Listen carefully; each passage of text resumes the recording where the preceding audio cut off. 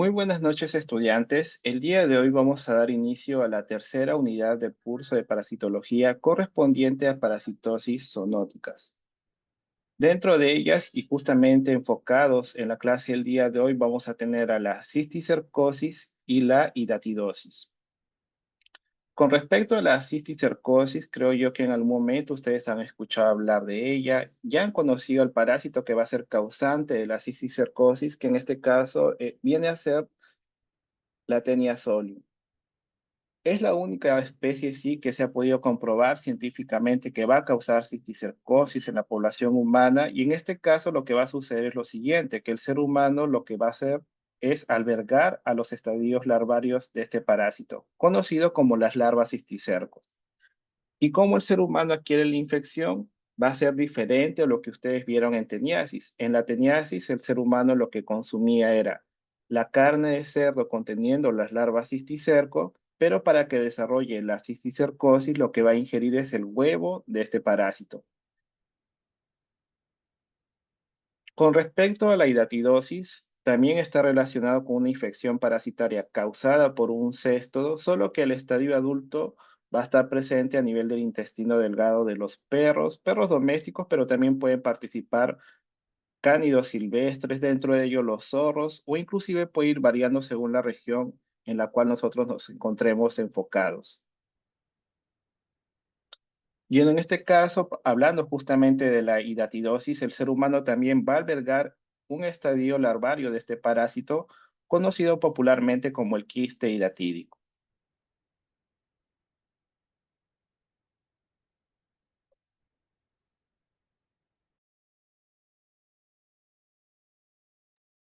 Con respecto a la cisticercosis, ya hemos mencionado que el agente causal o agente etiológico viene a ser Taenia solium, tiene una amplia distribución a nivel mundial y lamentablemente nuestro país es considerado una región endémica frente a la cisticercosis.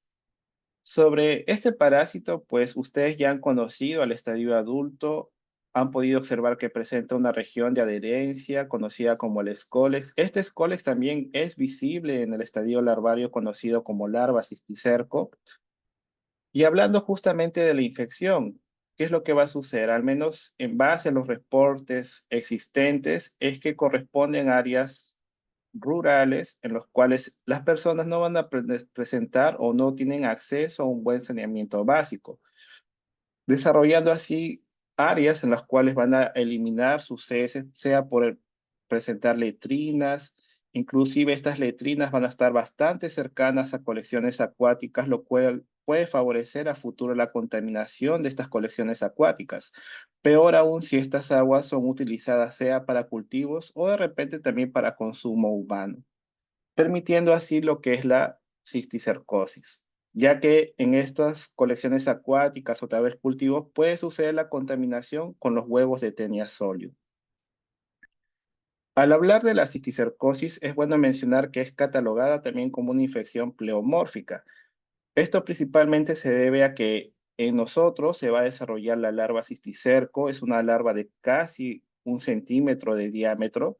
Lo usual es que presente ese tamaño de forma general, pero en algunas situaciones puede presentar formas aberrantes, entre comillas, conocidas como las formas racemosas de la larva cisticerco, que puede presentar un gran tamaño de casi 10, 15 centímetros como una referencia. Además de ello, también se puede catalogar como pleomórfica debido a que esta larva cisticerco puede afectar diversos tejidos del ser humano. Dentro de ello, justamente se menciona que tiene una preferencia de desarrollarse a nivel del sistema nervioso central, pero también ha sido detectado a nivel muscular, a nivel de las glándulas mamarias, a nivel ocular, que también tiene una gran importancia, entre otros órganos, inclusive a nivel cardíaco. Y sobre el enfoque de la cisticercosis, claramente se le da una gran relevancia, al menos podríamos indicar, debido a ser causante de la neurocisticercosis, presentándose en personas que a futuro, una vez que ha ocurrido o se está presentando la destrucción de esta larva cisticerco, pueden ir presentando en esta ocasión cuadros epilépticos.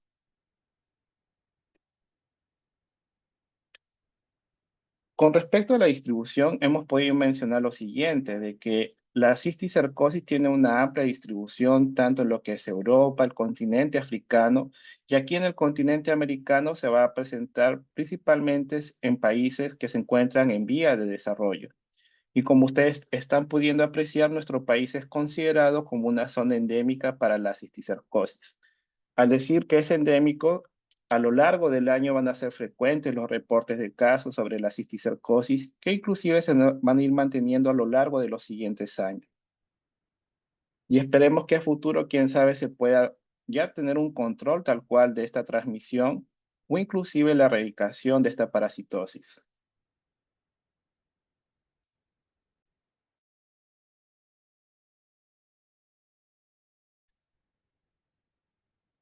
¿Cómo el ser humano puede adquirir la infección de la cisticercosis?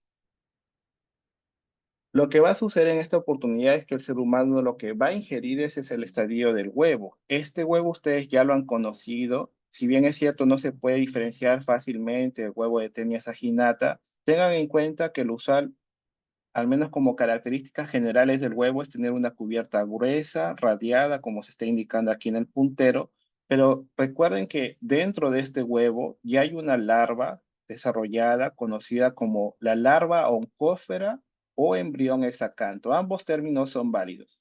Ustedes de repente si revisan en otros textos se van a percatar que cualquiera de estos términos son utilizados, sea larva oncófera o embrión hexacanto.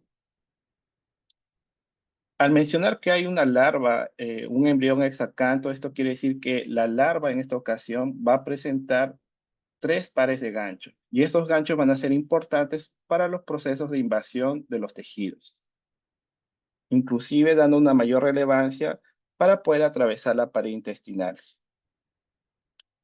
Entonces, como hemos indicado, la persona para que adquiera la cisticercosis, lo que va a hacer es ingerir los huevos, sean alimentos contaminados, verduras, agua inclusive.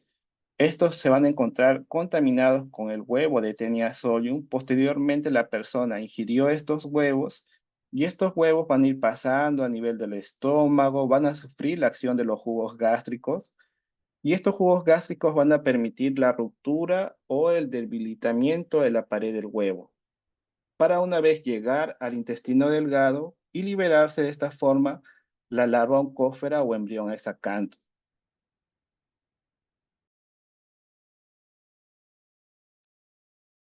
Una vez que la larva ya estando a nivel, la larva oncófera o embrión exacanto estando a nivel del intestino, lo que va a hacer es lo siguiente.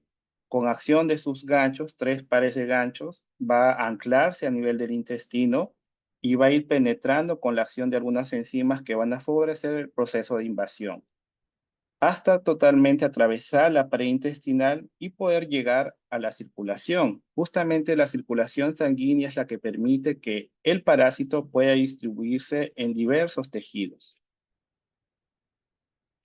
Una vez que la larva, oncófera o embrión exacanto alcanzó la circulación, puede llegarse a nivel cerebral, a nivel cardíaco, a nivel ocular, muscular, entre otros.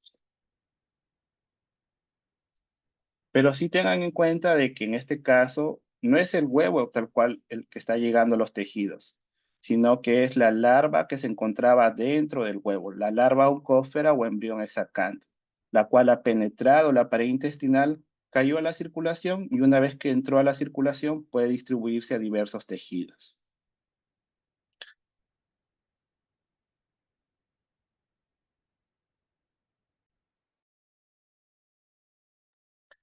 Incluso aquí en la imagen ustedes logran visualizar la persona ha ingerido el huevo, huevo embrionado, es decir, que ya es infectivo. Dentro hay una larva, la larva oncófera o embrión exacanto.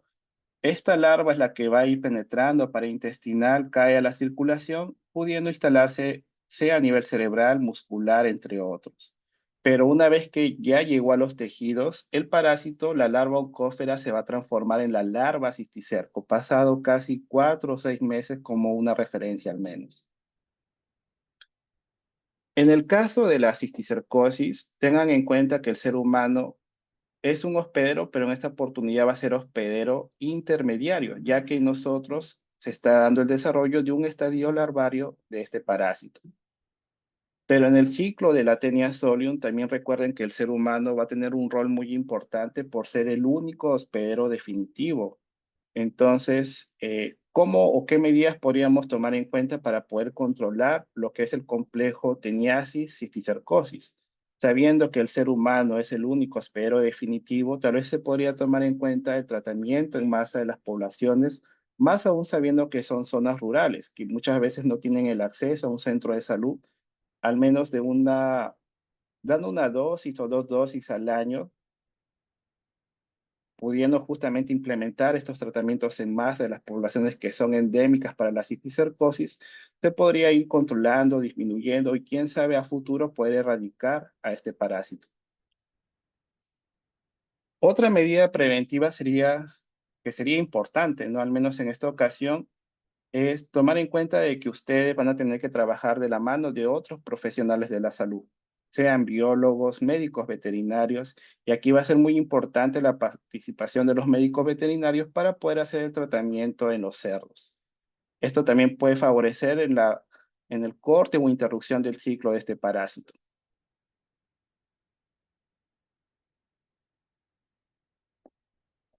Con respecto al mecanismo de transmisión, hemos indicado que justamente tiene que darse la ingesta del huevo de Taenia solium, sea en agua o alimentos contaminados. Esto también es catalogado como heteroinfección. Esto quiere decir de que hay una persona que está defecando al aire libre, cerca de colecciones acuáticas o cultivos, tal vez se puede dar el caso. Esto permite que los alimentos se contaminen con el huevo de la Taenia solium y después sean ingeridos por una persona libre del parásito. Por eso se le cataloga como heteroinfección, pasando de una persona que estaba infectado a uno sano.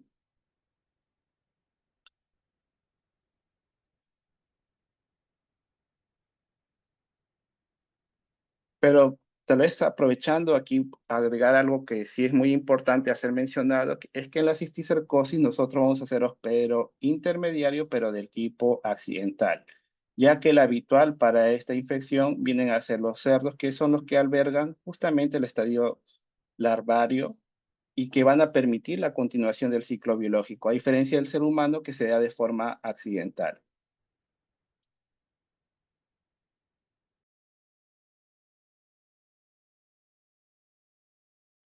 Con respecto a los pacientes teniásicos, bueno, sabiendo que el ser humano es el único hospedero definitivo, si éste está aportando el estadio adulto de Taenia solium a nivel intestinal, puede darse casos de autoinfección, sí, son en menor frecuencia, pero sí se pueden presentar. Más aún si esta persona después de defecar no tiene una buena higiene, al no lavarse las manos, manipular las heces y llevarse después las manos o los dedos a la boca, puede favorecer la autoinfección y al menos si se da de esa forma, generaría una autoinfección externa. Es decir, que debido a la mala higiene, permite que los huevos ingresen de forma accidental por la vía oral. Pero también tomen en cuenta que en el caso de un paciente teniásico, nosotros estamos albergando al estadio adulto de este parásito y en algunas situaciones se pueden presentar movimientos retroperistálticos. Esto puede favorecer que el parásito o los proglótidos lleguen al estómago. Estos proglótidos grávidos pueden sufrir la acción de los jugos gástricos, permitiendo así la desintegración de los proglótidos grávidos, liberando ahora a los huevos. Y estos huevos también se pueden romper llegando al intestino ahora y permitiendo ahora que se presente una cisticercosis. No es tan usual, pero pueden darse. Tengan en cuenta que un paciente teniásico, o tal vez teniendo como referencia un paciente con cisticercosis, más aún si proviene de una zona endémica, podría considerarse ahí la posibilidad de solicitar un examen de heces. No en todos los pacientes con cisticercosis ustedes van a solicitar muestra de heces, pero puede estar presentándose lo siguiente, que en este paciente que está presentando cisticercosis, más aún si es de una zona endémica, podríamos considerar que el paciente adquirió la infección de forma justamente ingiriendo los huevos por una mala higiene. Entonces, solo en ello se podría tomar en cuenta el examen de heces para ver si está albergando justamente al estadio adulto de este parásito a nivel intestinal.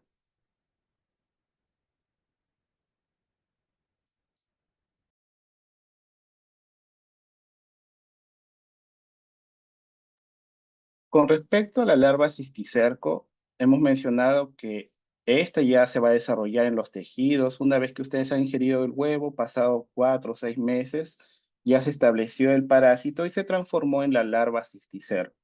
Esta larva cisticerco, en su estado viable, tiene un aspecto vesicular, redondeado, ovalado. Aquí lo que se está señalando en la imagen, internamente ustedes logran ver que hay una masa blanquecina que corresponde al escólex invaginado del parásito, y dentro de esta estructura de lo que es la larva cisticerco tal cual, hay presencia justamente de líquido. Hay nutrientes que son favorables para el parásito e inclusive proteínas que pueden ser secretadas, sí, y favorecer a futuro reacciones inflamatorias a nivel tisular.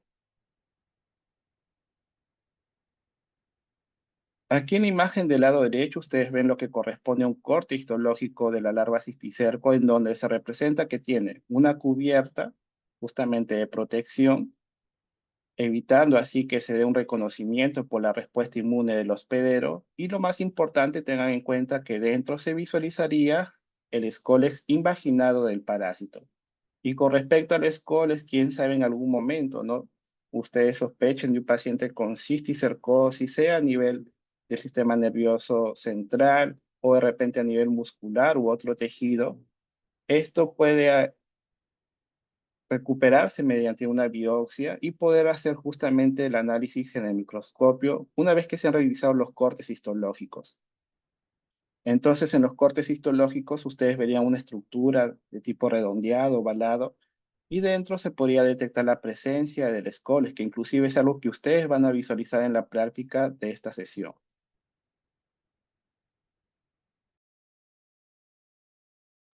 Como características importantes para el reconocimiento de la larva cisticerco, creo yo que ustedes deben recordar, ¿no? Lo que vieron en generalidades y también en la clase de cestos intestinales, destacando que para Taenia solium se puede llegar a visualizar la presencia de 4 ventosas y también una doble corona de ganchos.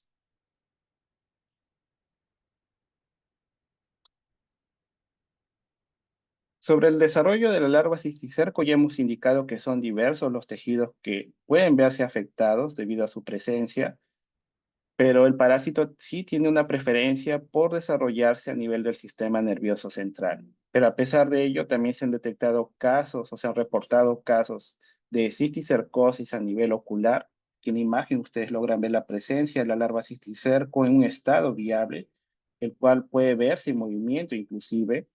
A nivel subcutáneo se ve una pequeña protuberancia, una lesión del tipo nodular que puede ir cambiando de posición a lo largo de la infección, sea en días o semanas inclusive.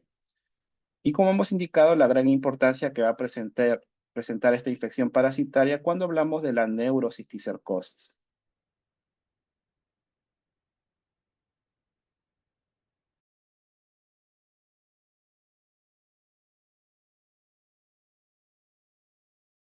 Entonces, cuando ya estamos frente al desarrollo de este parásito, para que se dé justamente este desarrollo, desde que ingirieron el huevo hasta la transformación en larva cisticerco y ya esté presente en diversos tejidos, han pasado aproximadamente de 4 a 6 meses.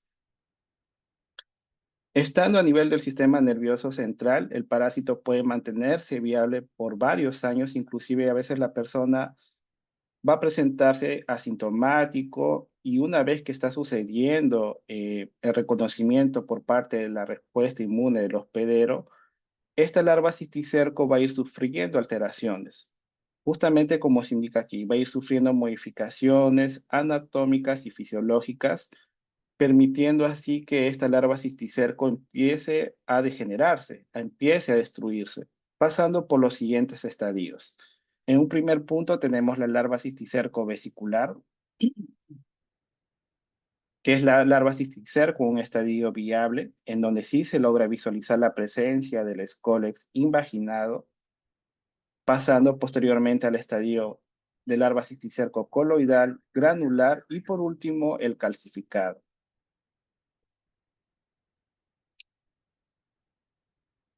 Con respecto al primer estadio, que corresponde al estadio vesicular, en este caso ustedes logran ver aquí una imagen justamente en el cual se indica la presencia de larva cisticerco, es lo que se está señalando aquí en el puntero, y dentro de estas estructuras redondeadas u ovales, se logra visualizar una masa blanquecina que corresponde justamente al escólex invaginal.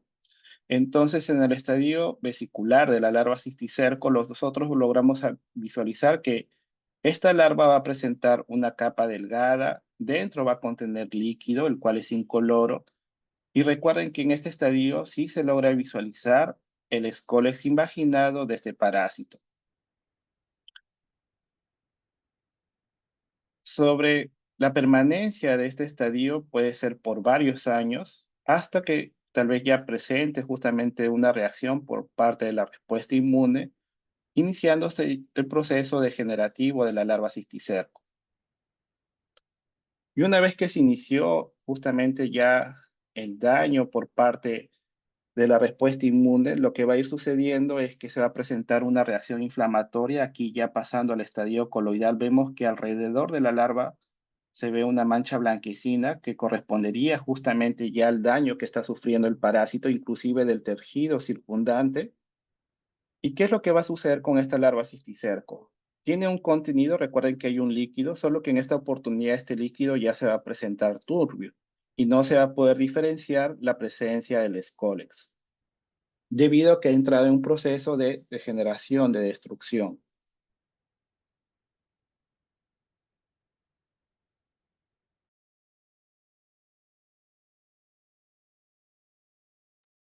Posterior al estadio coloidal tenemos el estadio granular.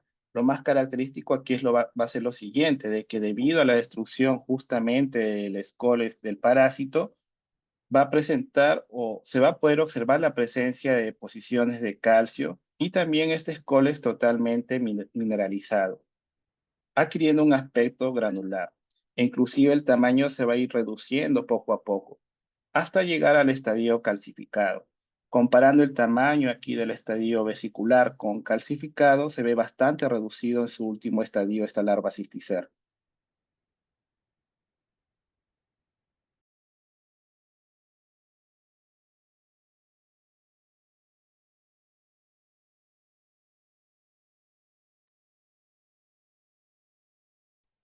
En la cisticercosis hemos mencionado de que varios son los tejidos que se pueden ver afectados. Aquí en la imagen, por ejemplo, ustedes ven la presencia de unas masas blanquecinas a nivel muscular en gran cantidad. Esto nos indica que la persona ingirió gran cantidad de los huevos de Taenia solium, sea en agua contaminada o alimentos, sea verduras, por ejemplo, frutas, los cuales han permitido justamente el desarrollo o la diseminación de esta larva en diversos tejidos y en esta oportunidad se está representando una gran cantidad de larvas cisticerco a nivel muscular.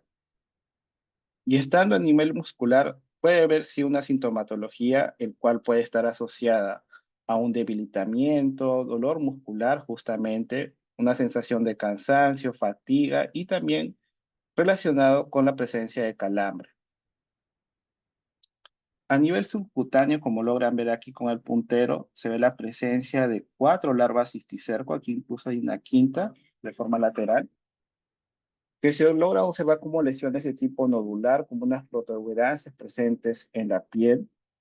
Estas larvas cisticerco están a nivel subcutáneo, su tamaño puede ir variando de 0,5 a 1 centímetro de diámetro, e inclusive, como se indicó hace poco, estas pueden ir cambiando de posición a lo largo de la infección, pero lo que sí se ha podido ver que en los casos de cisticercosis subcutánea, esta puede presentar una cura espontánea, ya llegando al estadio calcificado con la eliminación posterior del parásito o su destrucción en esta oportunidad.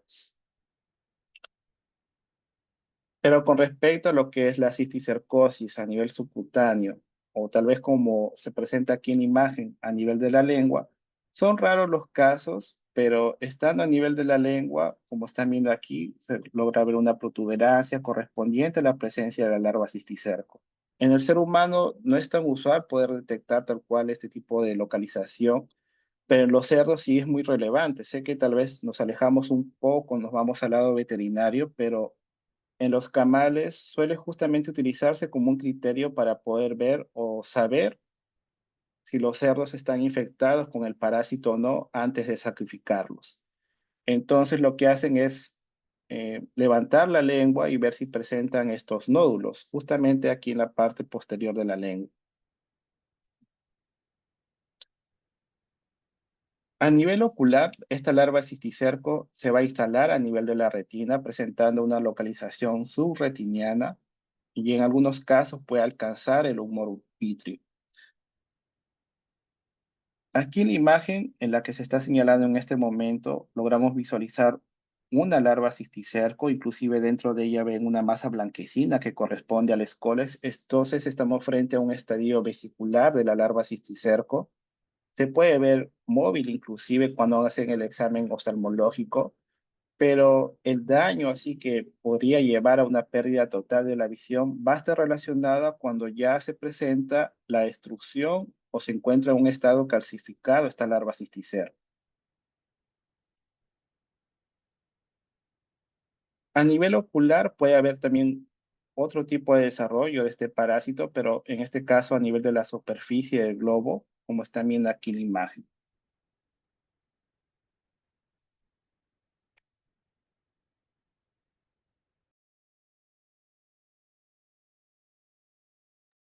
De todos los tipos de cisticercosis, el que va a ser justamente uno de ellos, el más importante, va a ser la neurocisticercosis. Y la presencia de las manifestaciones va a ser dependiente, en este caso, del tipo de larva cisticerco. Al decir larva cisticerco simple, es aquella larva cisticerco que tiene un tamaño de 0,5 a 1 centímetro de diámetro, o la forma racemosa, la cual es un indicio de un mal pronóstico para el paciente.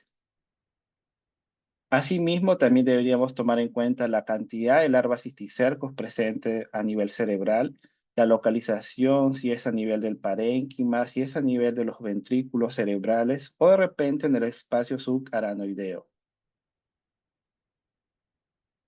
Sobre su desarrollo, también esto va a ser muy relevante. ¿Por qué? Porque principalmente aquellas larvas cisticercos que se encuentran en un estadio calcificado son las que van a estar asociadas con la presencia del cuadro epiléptico.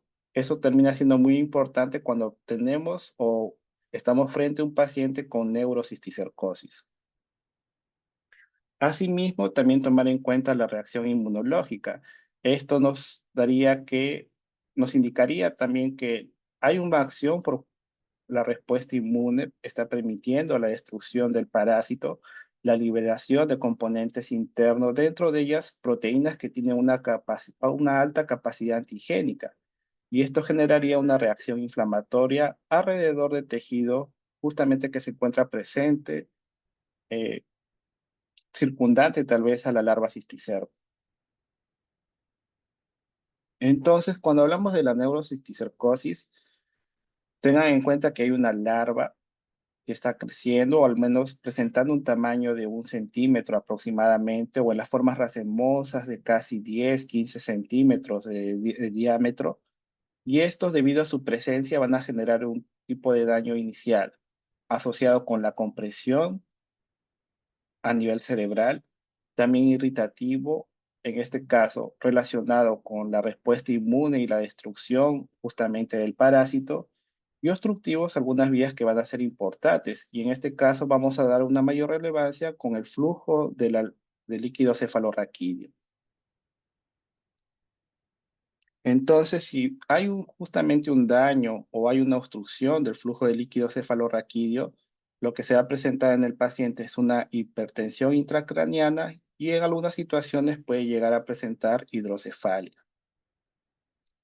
Y como hemos indicado, ustedes ya han podido conocer que esta larva cisticerco puede pasar por 4 estadios, pero el más importante para la neurocisticercosis son aquellas larvas cisticercos que se encuentran en un estadio calcificado.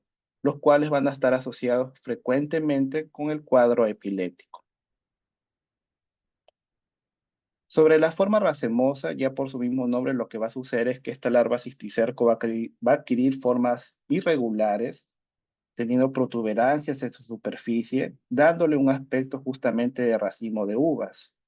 Pero hay un detalle muy importante, es que en este tipo de larva cisticerco, dentro de ella no se logra visualizar la presencia del escólex invaginado debido a que se encuentra o ha sido destruido.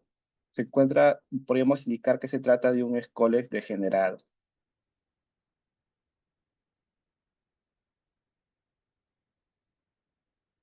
Con respecto al diagnóstico, lamentablemente esta larva cisticerco adquiere un gran tamaño, pudiendo presentar un tamaño de 10 a 20 centímetros de diámetro, y debido a este tamaño que logra adquirir la larva cisticerco en forma racemosa, puede justamente ocasionar la obstrucción del líquido cefalorraquídeo, el flujo del líquido cefalorraquídeo.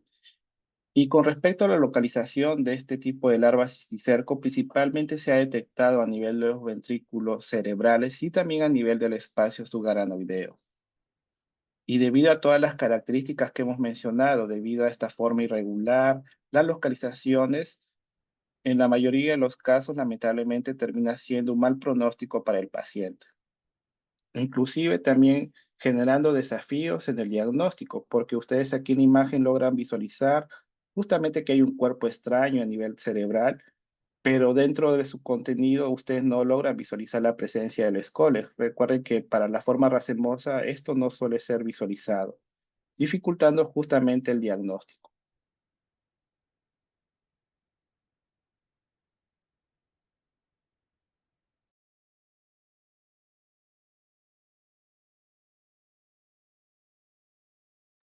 Con respecto a los casos aquí en Perú, ustedes están pudiendo visualizar que principalmente son las regiones andinas las que se van a ver afectadas o van a presentar reportes relacionados con la cisticercosis, pero esto también sucede a nivel de la cepa baja y también hablando de departamentos del litoral, damos una gran importancia a lo que es Piura y Tumbes. Inclusive en Piura en los últimos años, creo que ya a partir del 2010, se han establecido estrategias, se han colocado proyectos buscando el control y quién sabe a futuro la erradicación de esta parasitosis, en el cual no solamente sería enfocado en la población humana, sino también, como hemos mencionado hace poco, la participación de otros profesionales de la salud que van a permitir el control de este parásito en los cerdos.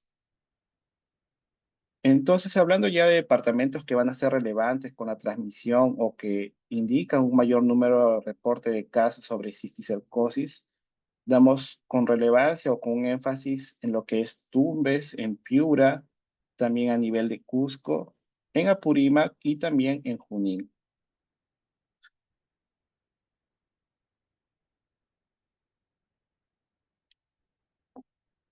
Con respecto al diagnóstico, es bueno tomar en cuenta diversos aspectos.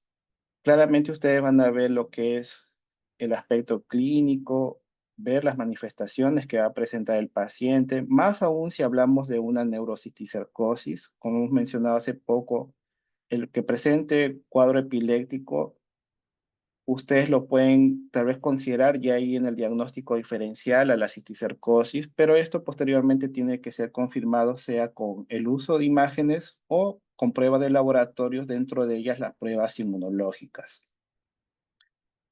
Además de ello, sea lo que es el aspecto clínico y también laboratorial, es bueno tomar en cuenta los antecedentes. Esto quiere decir saber de dónde proviene la persona, si es una zona que es endémica para la cisticercosis. Entonces, ya hablando justamente, tal vez dando una mayor relevancia a lo que es la neurocisticercosis, ¿esta cómo podría ser diagnosticada? Con un punto de partida, al presentar un paciente con problema neurológico, todo especialista lo que va a hacer es solicitar un estudio de imágenes, sea por una tomografía o una resonancia magnética, pero en esta oportunidad tendríamos que verificar justamente la presencia de cuerpos extraños, solo que tengan en cuenta que para la cisticercosis, estas larvas cisticerco van a ir pasando por algunos estadios, los cuales muchas veces dificultan determinar tal cual si corresponde a una larva cisticerco del parásito. Por ejemplo, en los estadios vesiculares, en ellos sí se podía ver la presencia del escoles, pero ya en el estadio coloidal, granular o calcificado, estos pueden confundirse con otras patologías, por lo cual, debido a que el diagnóstico no es conclusivo con el estudio de las imágenes, hay una necesidad, sí, de que éstas sean complementadas con pruebas de laboratorio, dentro de ellas las pruebas inmunológicas. Y en esta oportunidad lo que se busca justamente es la presencia de los anticuerpos, sea en el suero sanguíneo del paciente, pero también se puede utilizar el líquido cefalorraquídeo. ¿Qué pruebas inmunológicas suelen ser importantes? Bueno, hace algunos años se utilizaba lo que era la prueba de ELISA.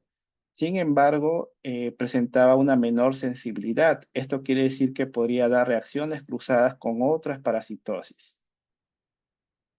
Por lo cual esto motivó a que se desarrollaran otras pruebas de laboratorio, justamente pruebas inmunológicas, dentro de ellas el Western blot. Aquí en la tira del Western blot lo que se está señalando con el puntero, ven lo que es una tira negativa comparado con la tira positiva. Y en la tira positiva ustedes logran ver la presencia de 8 bandas. Estas bandas lo que están indicando es que ya ocurrió un reconocimiento de 8 proteínas del parásito, solo que de estas 8 proteínas, la de 42 kilodalton se cataloga como una banda inespecífica, nos deja en duda si se trata de una cisticercosis o no, pero en comparación con las 7 bandas restantes, solo basta que una de las bandas de 13 a 35 de Dalton aparezca después que ha sido enfrentada esta tiro al suero del paciente o al líquido cefalorraquídeo para poder catalogarlo como un paciente portando la larva cisticerca.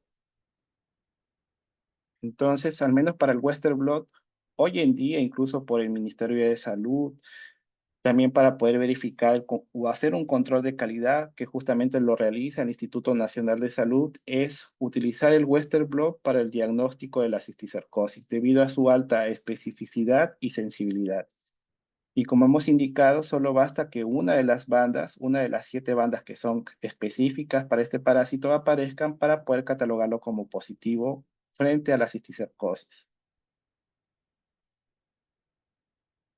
Con respecto al tratamiento, se mencionaba hace algunos años que podría justamente realizarse la extracción quirúrgica, pero muchas veces esto va a ser dependiente de la localización de la larva cisticerco. Ya con el pasar de los años se han venido utilizando antihelmínticos, dentro de ellos el praziquantel, inclusive el albendazol, que da mejores resultados. Y con respecto a la remoción o la extracción de estas larvas cisticercos, estas van a ser más importantes cuando se presentan aquellas formas racemosas de la larva cisticerco, sea a nivel del espacio subaracnoideo o a nivel de los ventrículos cerebrales.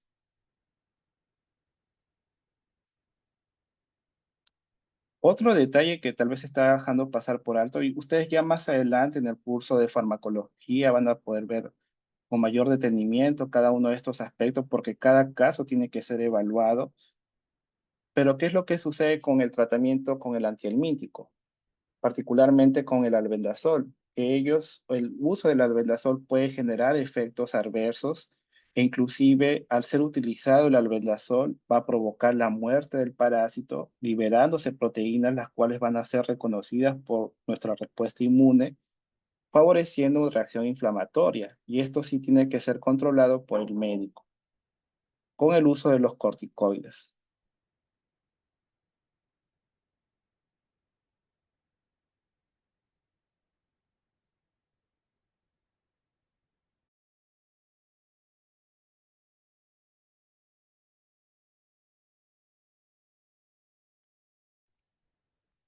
En nuestro país nosotros tenemos un pequeño problema porque al hablar de la larva cisticerco de Taenia solium, muchas veces o incluso en diversas poblaciones de nuestro país hacen uso del término triquina. Pero, ¿qué es lo que sucede? El término triquina está relacionado sí con un parásito, pero que no corresponde a Taenia solium. Está asociado con la larva presente en la carne de cerdos, pero este parásito es conocido como Trichinella spiralis. Sobre la infección justamente por Trichinella spiralis, aquí en Perú no hay casos, incluso no somos considerada una zona endémica para esa parasitosis, pero ¿por qué puede haberse quedado fijado el término triquina en nuestro país? Quién sabe, tal vez por cercanía con Bolivia, con Chile o también Argentina, que ha permitido la difusión de este término erróneo, sí, pero lamentablemente tengan en cuenta de que el término triquina no debe estar vinculado con larva cisticerco de Taenia solium. Son términos muy diferentes.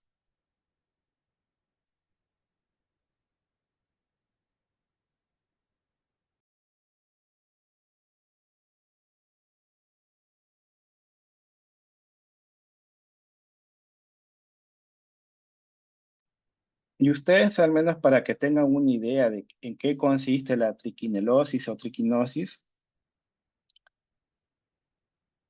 se está colocando algunos detalles no asociados con esta parasitosis. En un primer punto, tomar en cuenta de que la triquinelosis es causada por especies del género Trichinella. Son diversas especies registradas a nivel mundial, pero cuando hablamos del continente americano, nosotros damos una mayor importancia a Trichinella spiralis. Como ustedes están viendo aquí en el mapa, ¿dónde hay casos reportados? En Chile, en Argentina, en Bolivia también se han detectado algunos casos, aunque no aparece aquí eh, coloreado tal cual, pero sí se han detectado casos de Trichinella spiralis. Y también a nivel de Uruguay, rara vez, pero también se ha reportado en lo que es Estados Unidos y Panamá.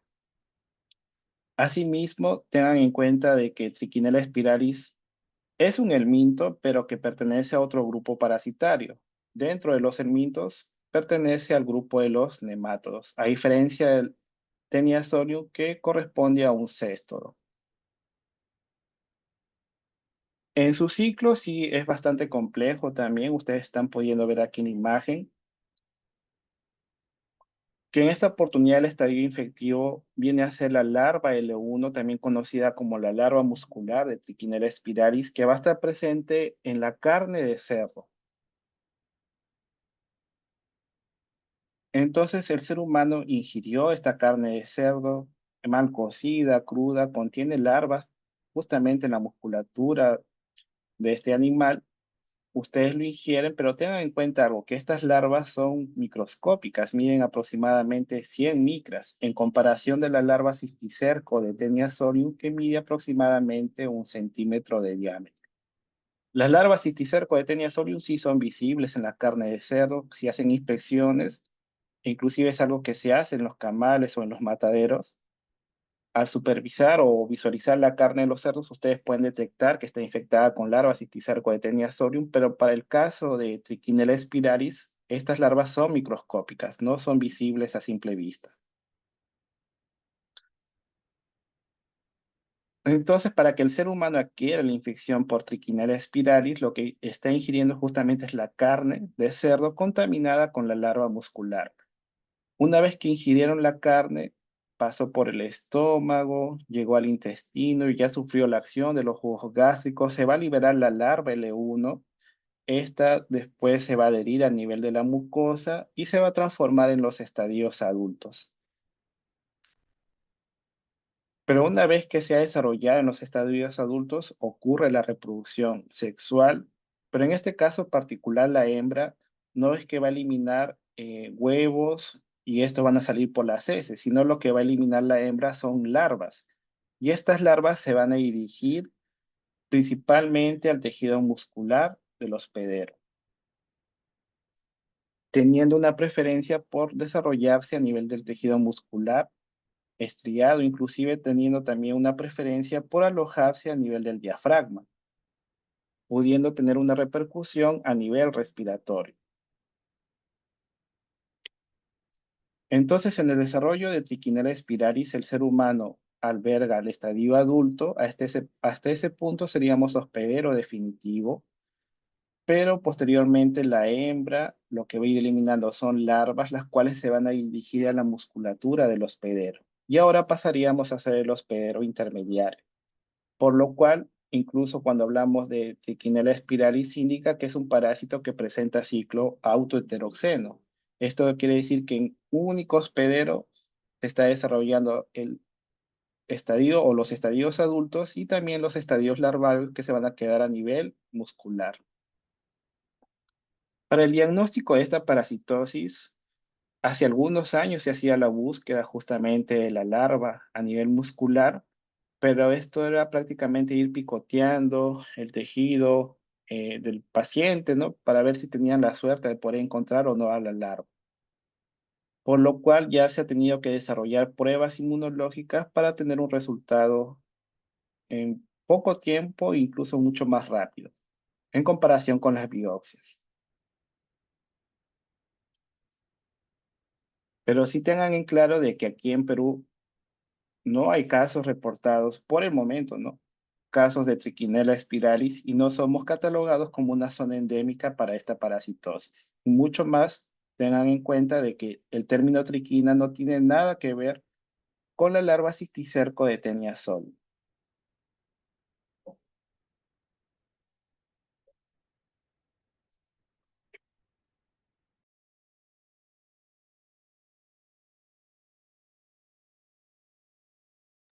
La siguiente parasitosis corresponde a hidatidosis. También recuerden causada por un helminto correspondiente al grupo de los céstodos. Hay diversas especies de importancia médica, sí. Tenemos Echinococcus granulosus, Echinococcus multilocularis, Echinococcus vogeli y Echinococcus oligar. De las especies que han sido mencionadas, las que se encuentran resaltadas en rojo son aquellas especies que van a ser o han sido detectadas aquí en nuestro país y que justamente van a estar vinculadas con los reportes de hidatidosis en nuestro territorio, siendo la más importante Echinococcus granulosus. En el caso de Echinococcus vogeli, los casos al menos han sido detectados principalmente en regiones amazónicas. Esta infección parasitaria también corresponde a una zoonosis. Aquí en la imagen ustedes están pudiendo observar la presencia de diversos animales. En un primer punto tenemos al perro que va a jugar o va a presentar el rol de hospedero definitivo. Esto quiere decir que a nivel intestinal del perro se va a desarrollar el estadio adulto y posteriormente, después que ocurrió la reproducción sexual, va a empezar la eliminación de los huevos, los cuales van a ser eliminados en las heces del perro. Y aquí en la imagen inferior ustedes observan que este perro eh, está acompañando justamente en actividades de pastoreo. Entonces las ovejas u otros herbívoros, sean el vacuno, cabras, cerdos también se han visto afectados. Ellos se pueden infectar al ingerir el pasto contaminado con los huevos que ha eliminado el perro. Entonces ahora estos animales pasarían a ser el hospedero intermediario habitual inclusive de Echinococcus, porque van a albergar un estadio larvario conocido como el quiste hidatídico. Ya teniendo como una antesala, ¿no? Ustedes están viendo aquí en la imagen inferior derecha, el perro es hospedero definitivo, alberga el adulto, elimina los huevos en las heces. Estos huevos se asemejan a los huevos de las tenias, también tiene una cubierta gruesa, disculpe, radiada, e internamente presenta la larva oncósfera o embrión exacante. Y como hemos indicado, tal vez estos animales, sean ovejas, cabras, vacunos o cerdos, al comer el pasto, ellos se van a infectar ingiriendo el huevo ahora de Echinococcus y posteriormente a nivel visceral van a desarrollar la larva hidátide conocida como quiste hidatídico. Y nosotros aquí como entraríamos en el ciclo como hospedero también intermediario, pero intermediario accidental. Esto particularmente se da por la cercanía justamente con los perros al jugar, acariciarlos, y más aún si nosotros no nos lavamos después de entrar en contacto con el perro. De igual forma como sucedía para la cisticercosis, en esta oportunidad también lo que se busca con respecto a esta infección parasitaria es la participación de diversos profesionales de la salud. E inclusive, no sé si ustedes habrán escuchado hablar en los últimos años el término de una sola salud, una salud en la cual se busca justamente poder complementar mediante la participación de diversos profesionales las medidas que serían favorables para poder interrumpir la transmisión de este parásito. Entonces, mediante la participación de los veterinarios se buscaría el tratamiento de los perros que actúan como hospedero definitivo, también justamente herbívoros o incluso el cerdo que pueden actuar como hospederos intermediarios habituales. Y ya en la parte médica ustedes tendrían que ver justamente los casos asociados con hidatidosis, pero ahora en la población humana. Y principalmente tomar como referencia cuáles son aquellas zonas que van a ser importantes en la transmisión.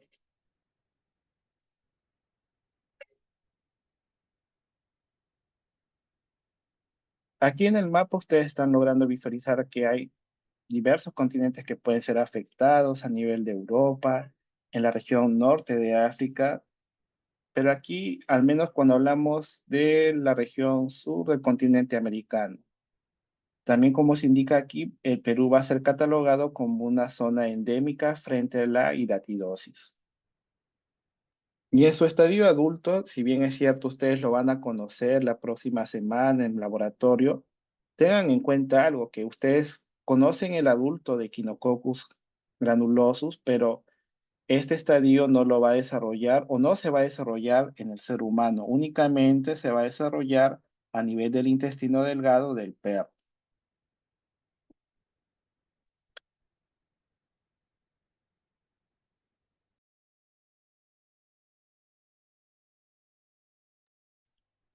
Frente a la hidatidosis, ¿cómo el ser humano adquiere la infección conocida como hidatidosis?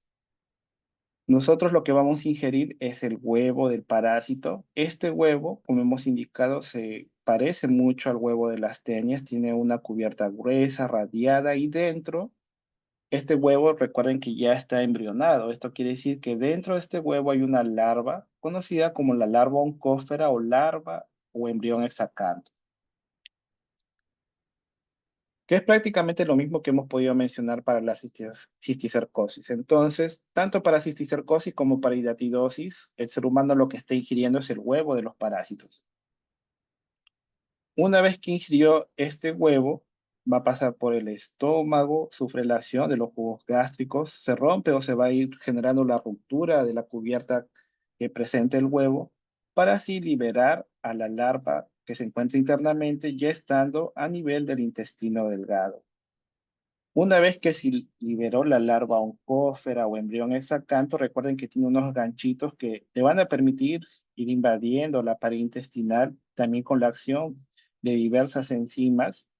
Esto va a permitir que la larva atraviese la pared intestinal y alcance la circulación.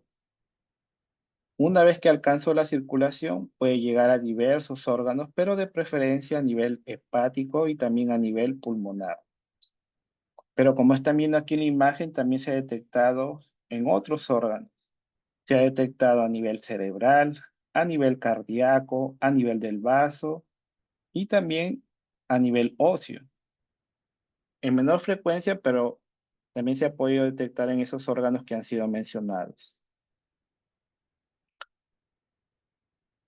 Desde la ingesta del huevo hasta el desarrollo del parásito en el ser humano, tengan en cuenta de que ha ocurrido una transformación.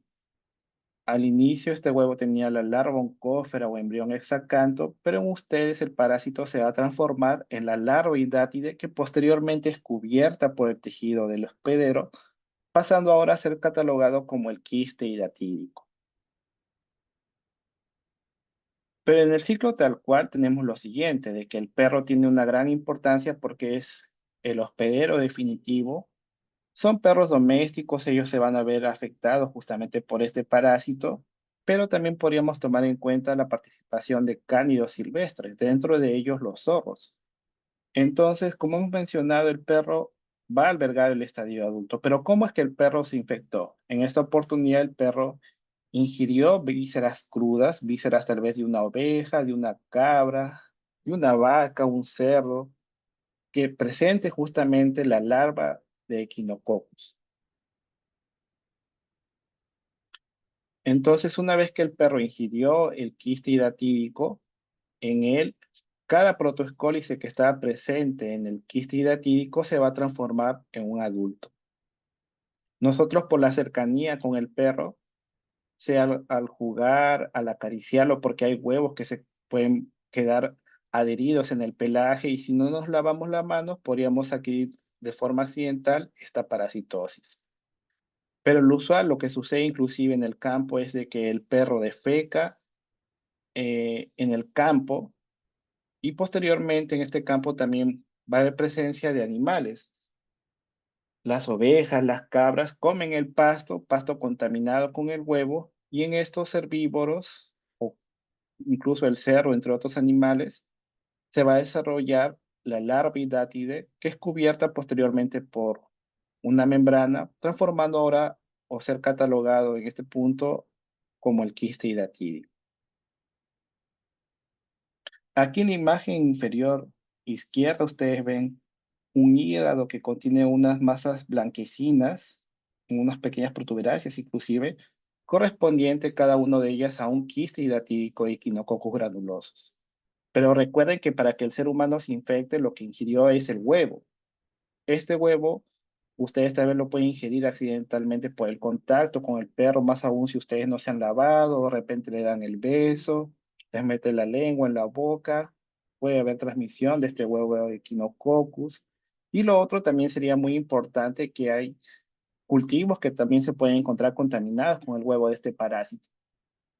Entonces también está asociado con la ingesta de agua o alimentos contaminados con el huevo de Echinococcus.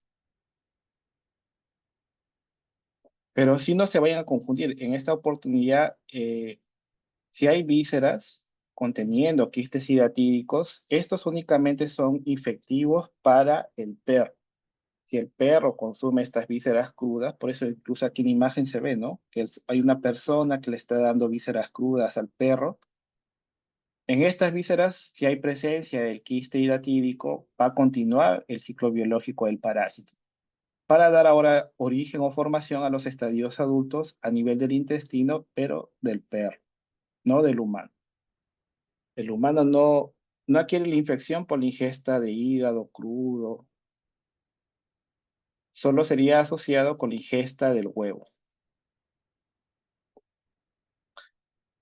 Frente a esta parasitosis, nosotros somos catalogados como hospedero intermediario, pero intermediario accidental, ya que el intermediario habitual vendrían a ser herbívoros, sea la oveja, la cabra, la vaca, y también los cerdos que, bueno, ellos comen de todo, pero también se pueden ver afectados con este parásito. Pero recuerden que solo a nivel a nivel visceral, pudiendo estar presente a nivel del hígado, pulmón, entre otros.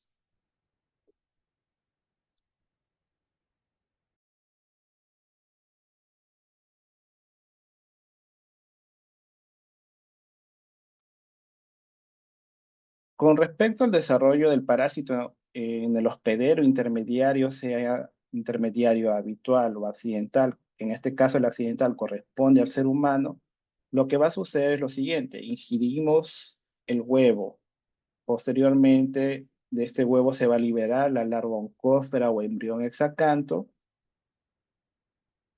alcanza la circulación, pudiendo desarrollarse a nivel hepático, pulmonar, entre otros órganos. Pero la larva oncófera se va a transformar y se va a transformar ahora en la larva hidátide. Esta larva hidátide, como están viendo aquí en la imagen, está representando, va a ser cubierta por una capa o membrana que va a generar el hospedero. Y esta capa que es generada por el hospedero es conocida como la membrana o capa adventicia, o también membrana fibrosa. Ya en laboratorio ustedes van a poder visualizar cuáles son las capas asociadas directamente con el parásito. Aquí en la imagen inferior, ¿qué es lo que ustedes están visualizando? Se indica que todo correspondería al quiste hidatídico, pero se detalla lo siguiente, de que la larva hidátide, tal cual las membranas correspondientes al parásito vendrían a ser dos membranas o dos capas, la capa germinativa y la capa laminar. La capa fibrosa, también conocida como capa adventicia, es generada por el hospedero, lo recubre a la larva hidátide y ahora todo es conocido como quiste hidatídico.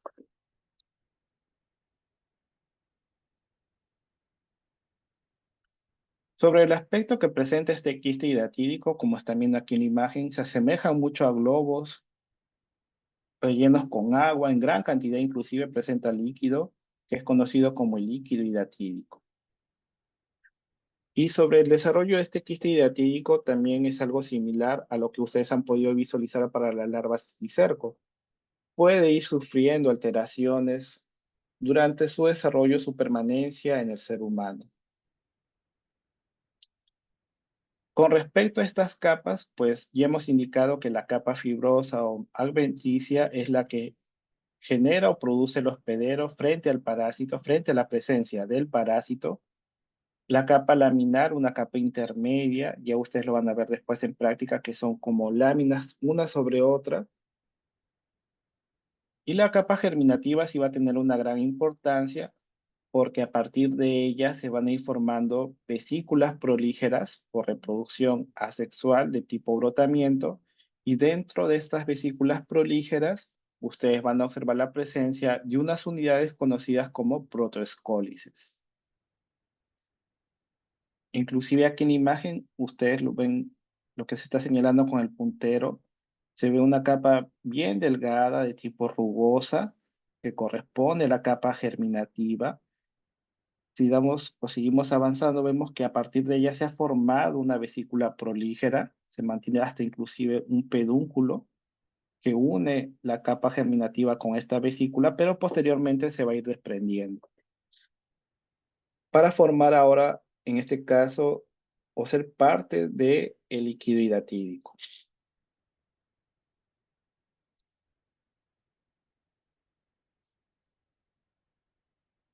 Sobre las capas, a veces también los estudiantes se confunden. La capa fibrosa sería la más externa y la más interna la capa germinativa. Aquí nuevamente otros detalles, ¿no? Hemos mencionado que hay una cubierta que es generada por el hospedero, que es la capa adventicia, lo que se está señalando en este momento. Posteriormente tenemos la presencia de la capa laminar, como hemos mencionado, una lámina tras otra, sobre otra, se va a ir formando, constituyendo en este caso la capa laminar, y la más interna, catalogada como la capa germinativa o prolígera. De todas estas capas, la más importante vendría a ser la capa germinativa o prolígera, la que va a permitir la formación de vesículas prolígeras, y dentro de estas vesículas prolígeras se va a dar el desarrollo de los protoescólices. Y estos protoescólices, ya cuando el perro ingirió tal vez un hígado crudo conteniendo quistes hidatídicos, cada protoescólice en el intestino del perro se transforma en adulto.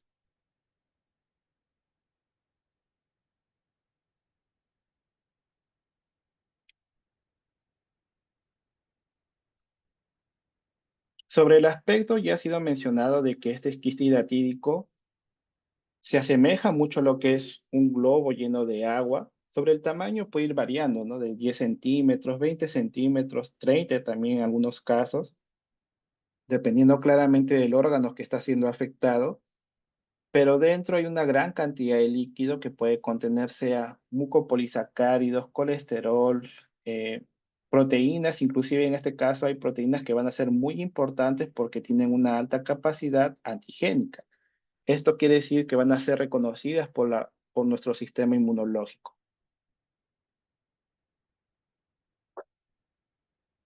Si ustedes realizan la extracción de este líquido hidatídico, lo dejan sedimentando en una copa o en un vaso. Ahora lo que se encontraría en el sedimento es conocido como arenilla hidatídica. Y en esta oportunidad, la arenilla hidatídica está constituida sea por fragmentos de la membrana del quiste hidatídico, las vesículas prolígeras o también se pueden ya encontrarse los protoescólices sueltos, ya de forma aislada. Y en algunos casos también detectar la presencia de ganchos del parásito.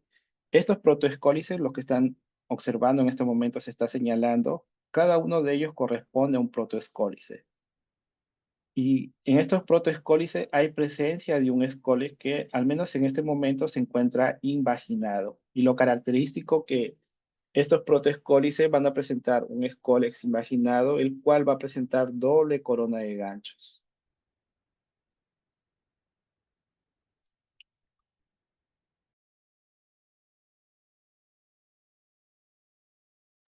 Con respecto a la hidatidosis en el ser humano, debemos tomar en cuenta lo siguiente, de que esta infección parasitaria presenta un curso lento que va a ir demorando eh, para que aparezcan las manifestaciones. El parásito va a ir creciendo 1 centímetro por año. Tal vez si adquirió la infección siendo niño, en los primeros años va a pasar desapercibido, ya tal vez llegando a la etapa adulta, la persona va a detectar o va a presentar manifestaciones dependiendo claramente de la localización del quiste hidatídico. Entonces, esta sintomatología recién se va a ir presentando, sea después de 10 o 20 años, en los cuales estos quistes hidatídicos ya presentan un tamaño considerable, justamente tomando en cuenta que es 1 centímetro por año que va a ir creciendo. Con respecto al desarrollo, ustedes al menos en las imágenes anteriores vieron lo que era quistes hidatídicos en un estadio viable, en el cual el líquido que contenía se veía transparente, incoloro. Eso indica un quiste hidatídico del tipo viable, pero también puede ir pasando por alteraciones o modificaciones, como hemos indicado, pudiendo haber presencia de quistes hidatídicos calcificados.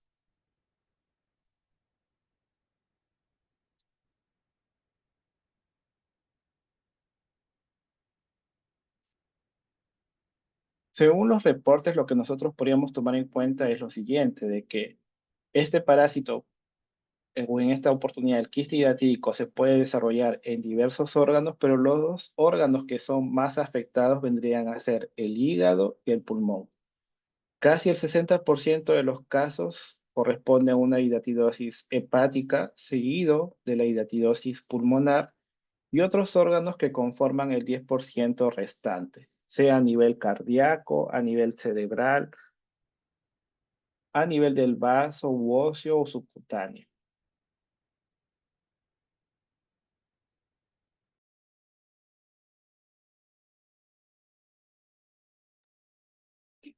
A nivel hepático, como hemos indicado, es el órgano que es más afectado cuando hablamos de la infección por Echinococcus granulosus debido al desarrollo de este quiste hidatídico y que en esta oportunidad tiene una preferencia de localizarse a nivel del lóbulo derecho, pudiendo estar de una forma profunda en el tejido o tal vez de forma superficial.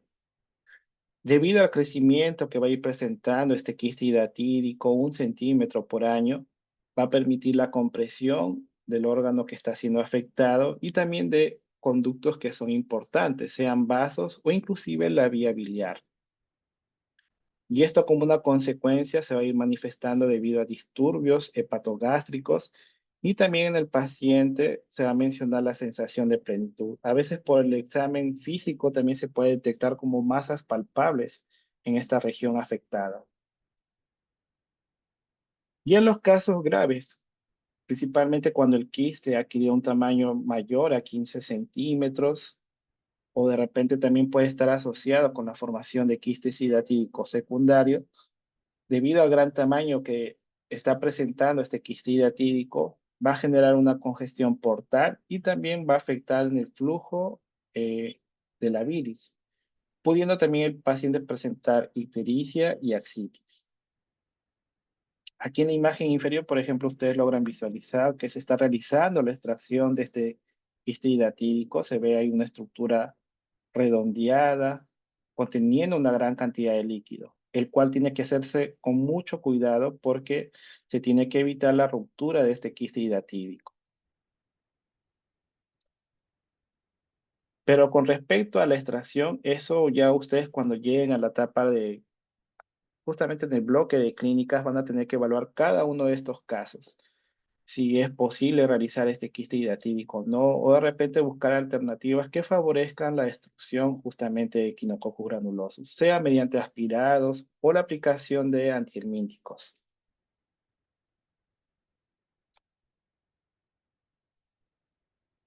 Estando a nivel pulmonar, es el segundo órgano más afectado. En esta oportunidad, el quiste hidratídico va a presentar o va a ser favorable que a nivel pulmonar haya una menor resistencia para su desarrollo debido a que el parénquima pulmonar es más elástico, entonces el parásito crece o presenta un tamaño mayor cuando comparado con los quistes hidratídicos que se pueden detectar a nivel hepático.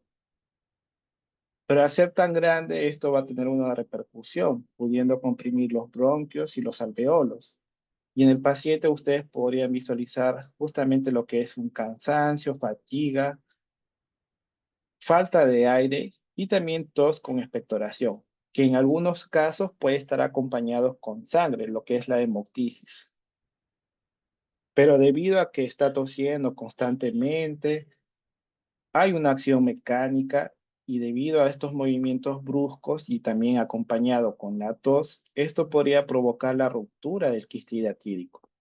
Entonces, a romperse este quiste hidratídico, ¿por dónde va a salir los fragmentos o el contenido del quiste? Va a salir a través del esputo. Entonces, en el esputo o en el expectorado tal cual, ustedes podrían detectar componentes del quiste hidratídico, sean vesículas prolígeras, protoescólices y los ganchos. Todo esto es conocido como bóbica. Y recuerden que a veces, ¿no? A veces puede estar acompañado con sangre.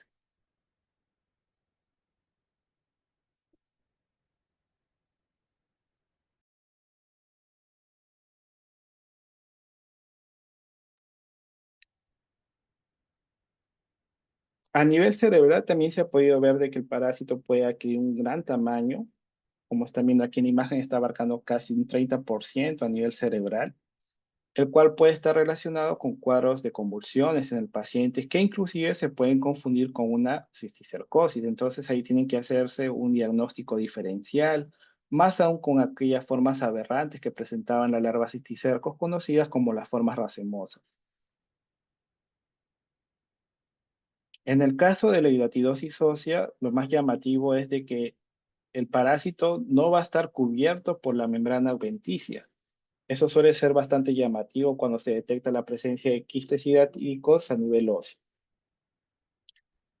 Pero como están viendo aquí en la imagen, el parásito puede presentar grandes dimensiones y al presentar un gran tamaño, esto va a generar, a futuro también puede presentarse estrangulamiento, este quiste hidratídico se puede romper, permitiendo así la formación de quistes hidratídicos secundarios o hijos. ¿Esto qué quiere decir lo que es formación de quistes hidratídicos, hijos o secundarios? Al romperse el quiste hidratídico, se eliminan o se liberan componentes internos, dentro de ellos los protoescólices. Y estos protoescólices, si se derraman, pueden permitir la formación de nuevos quistes hidratídicos, conocidos como quistes hidratídicos secundarios o hijos. A nivel óseo, bueno, tal vez por el tamaño que ya está presentando aquí la imagen, ustedes tienen que ir considerando el diagnóstico diferencial. Adquirió un gran tamaño. Posteriormente, con estudio de imágenes, ya se puede ir acercándose un poco al diagnóstico, pero este quiste hidratídico puede presentar un menor tamaño, que inclusive, debido a la presencia, se provoca o hay un fragilamiento, el hueso se encuentra en un estrado frágil, permitiendo así las fracturas. Y son justamente después de la ruptura de estos huesos que se hace el diagnóstico de la cisticercosis, o de la hidatidosis ósea, disculpen, hidatidosis ósea. Entonces, en estos casos donde ya se generó una fractura, se hace el estudio de imágenes y ahí se puede detectar la presencia del quiste hidatídico, permitiendo ahora sí el diagnóstico tal cual de hidatidosis ósea.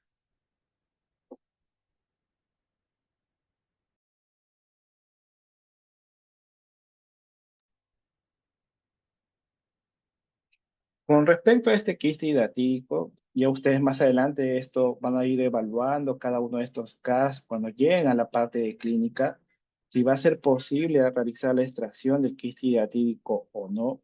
Pero si se opta por la extracción, deberíamos tomar en cuenta lo siguiente, de que esto tiene que hacerse con sumo cuidado porque tiene que evitarse la ruptura del quiste hidratídico.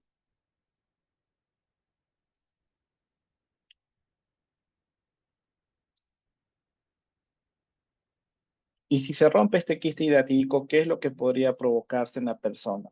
En algunos casos se ha visto que puede presentarse una ruptura espontánea debido a los movimientos bruscos que hace la persona, una acción mecánica, más aún si hay una compresión de los tejidos sumado a los movimientos que realiza o actividades que realiza la persona.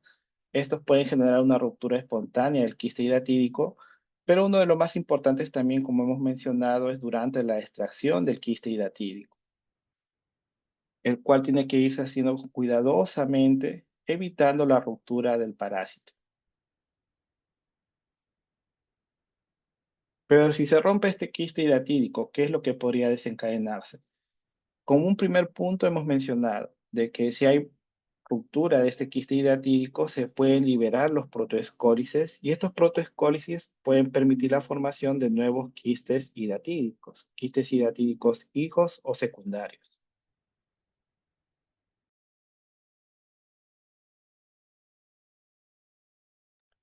Pero a la vez, recuerden que estos quistes hidratídicos contienen una gran cantidad de líquido. Y en este líquido hay presencia de diversas proteínas, las cuales tienen una alta capacidad antigénica. ¿Y esto qué podría provocar en la persona? Una reacción de tipo alérgica bastante exacerbada, pudiendo llevar justamente a un shock anafiláctico, el cual termina siendo fatal, más aún si está realizándose una extracción así en cavidad abierta, ¿no? Tal cual, permitiendo que se derrame por otros órganos, provocando lo que es el shock anafiláctico.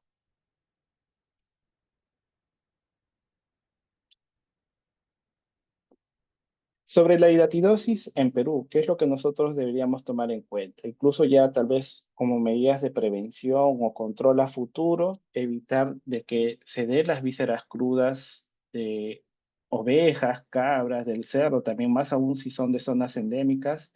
A los perros no hay que darle las vísceras crudas porque si ellos ingieren las vísceras crudas conteniendo quistes hidatídicos, posteriormente se va a dar el desarrollo de los estadios adultos a nivel del intestino delgado del perro.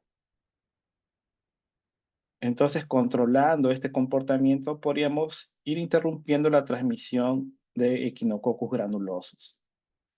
Además de ello, también la participación de los médicos veterinarios para el tratamiento de los perros, ya que el perro es el hospedero definitivo de este parásito. Y en la población humana, el cuidado que deberíamos tomar en cuenta si tal vez criamos un perro. Tal vez no besarlo tal cual o evitar el contacto de la lengua o con la lengua de estos animales porque pueden contener huevos de este parásito, más aún si lo besan. Y posterior a jugar tal vez o acariciarlo, tomar en cuenta que hay huevos del parásito que se pueden quedar adheridos en el pelaje. Nosotros vamos pasando la mano, no nos lavamos la mano, llevamos los dedos a la boca, podríamos adquirir o ingerir accidentalmente los huevos de este parásito.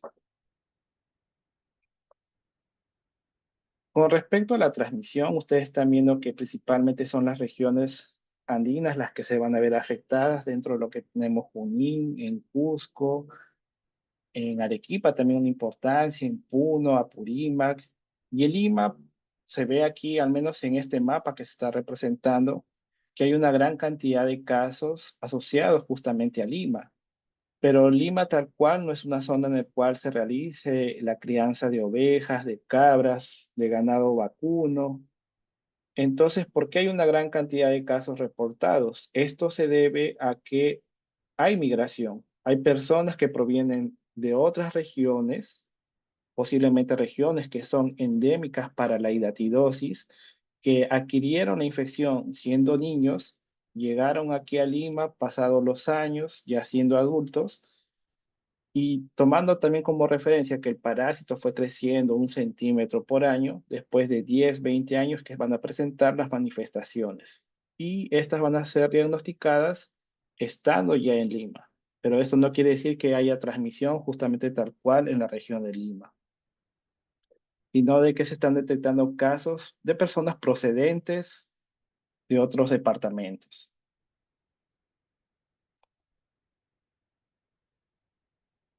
Hemos mencionado la importancia que va a tener sí Echinococcus granulosos, pero en el mapa ustedes también pudieron visualizar que hay algunos casos que van a ser reportadas en regiones amazónicas.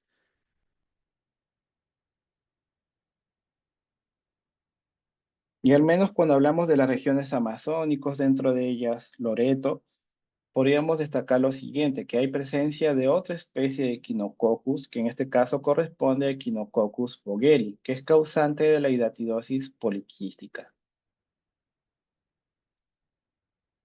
En su ciclo, bueno, también va a haber participación de un cánido, solo que es un cánido silvestre, conocido aquí en nuestro país como el perro del monte, como se está indicando aquí en el puntero.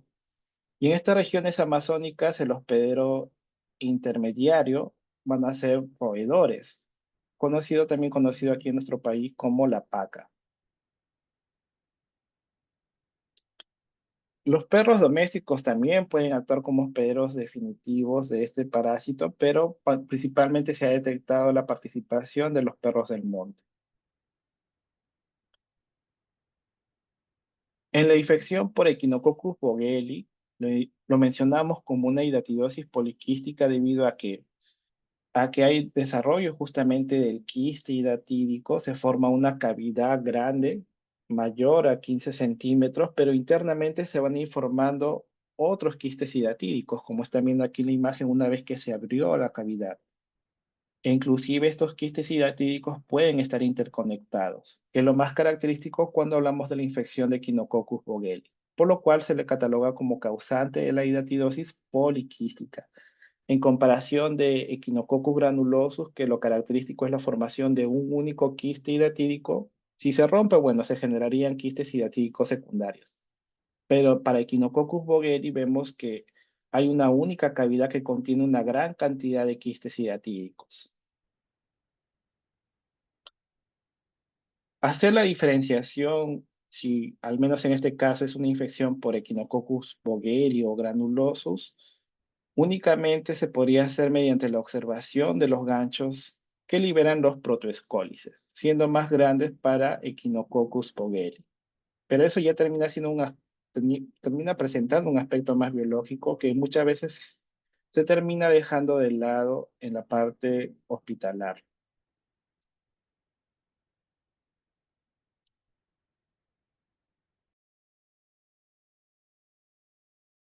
Con respecto al diagnóstico, prácticamente va a ser casi los mismos pasos que ustedes deberían tomar en cuenta también para una cisticercosis, saber la procedencia de pacientes si proviene de una región que es endémica para la hidatidosis y posteriormente si tal vez el quiste hidatídico está presente a nivel hepático, a nivel pulmonar, que se acompañe con un estudio de imágenes. Pero tengan en cuenta de que estas imágenes no van a ser conclusivas. Muchas veces se pueden confundir con otras patologías y también dependiente del estadio que va a presentar este quiste hidatídico. Por lo cual, si hay una necesidad de que estas imágenes sean complementadas con pruebas inmunológicas, dando una mayor importancia en este caso al Western blot, que es catalogado como la prueba de oro o el gol estándar para el diagnóstico de la hidatidosis, que es algo similar a lo que ha sido mencionado también para la cisticercosis.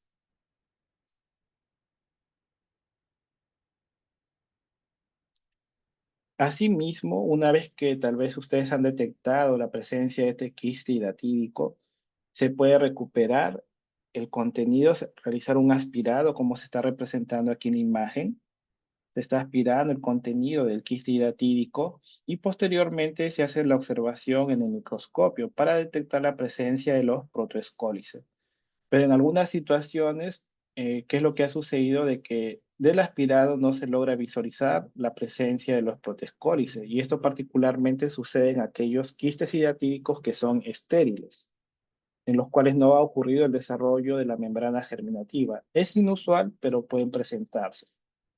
Por lo cual, como hemos mencionado, sí o sí ustedes tienen que acompañar en el diagnóstico con las pruebas inmunológicas. Con respecto al tratamiento, esto ya más adelante ustedes tienen que evaluarlo. Cada caso tiene que ser analizado si hay posibilidad de hacer la extracción del quiste hidratídico, dependiendo claramente de la localización que va a presentar este estadio larvario. Y una vez que lo han analizado, si es posible hacer la extracción, pues bueno, se retira con cuidado claramente el quiste hidratídico para evitar la ruptura justamente del parásito.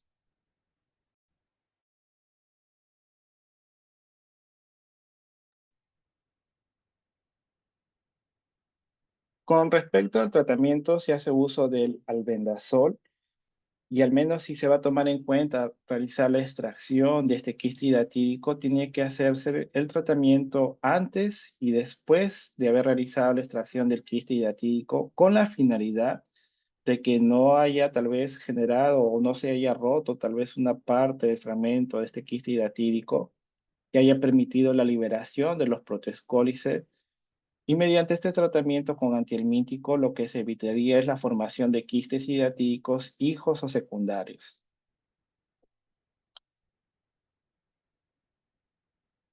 Asimismo, con respecto al tratamiento, deberíamos tomar en cuenta de que más aún en aquellos quistes hidratídicos que presentan menor tamaño, tal vez menor a 5 centímetros, puede ser ya suficiente con el tratamiento con el antihelmíntico, pero la extracción quirúrgica va a ser analizada más aún en aquellos quistes hidratídicos de gran tamaño, sea de 10, 15, 20 centímetros, incluso a más también puede ser el tamaño, la dimensión que puede presentar este quiste hidratídico. Pero una vez que han analizado si es posible realizar esta extracción, sí o sí tiene que ser acompañado antes y después de la extracción del quiste hidratídico para evitar la formación de quistes hidratídicos hijos secundarios.